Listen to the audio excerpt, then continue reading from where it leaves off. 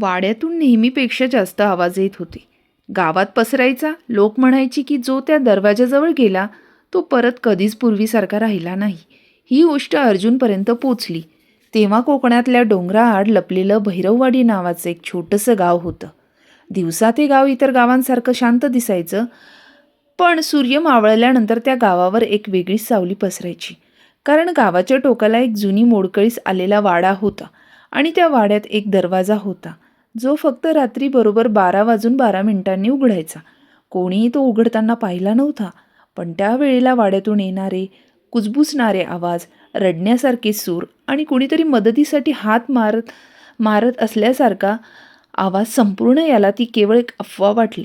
रहस्यमय घटनांवर व्हिडिओ बनवणारा अर्जुन त्या रात्री कॅमेरा आणि टॉर्च घेऊन वाड्याकडे निघाला. घड्याळात 12 वाजायला 1 मिनिट बाकी होता आणि वाड्याच्या भोवती इतकी शांतता होती की स्वतःचा श्वाससुद्धा त्याला मोठ्याने ऐकू येत होता. बरोबर 12 वाजून 12 मिनिटं होताच एक हलकासा आवाज झाला आणि तो दरवाजा आपोआप उघडला. अर्जुन आत गेला आणि दार त्याच्या मागे बंद झालं. आत एक मोठी अंधारलेली खोली होती आणि त्या खोलीच्या मधोमध एक जुना आरसा उभा होता.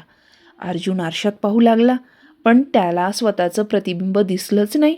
त्याऐवजी त्याला एक लहान मुलगी दिसली. पांढरे डोळे, न हलवणारी नजर आणि थंड हसू असलेली. तिने अगदी हळू आवाजात म्हटलं, "तू आलास? आता तू इथेच राहशील." त्या क्षणी अर्जुन मागे फिरला, पण तो दरवाजा तिथे नव्हताच. जणू तो कधी अस्तित्वातच नव्हता. पुढच्या सकाळी गावकरी म्हणत होती की त्या रात्री याच दिवशी अर्जुनच्या यूट्यूब चॅनलवर एक नवीन व्हिडिओ अपलोड झाला, ज्याचं शीर्षक होतं भैरववाडीचा दरवाजा संपूर्ण सत्य.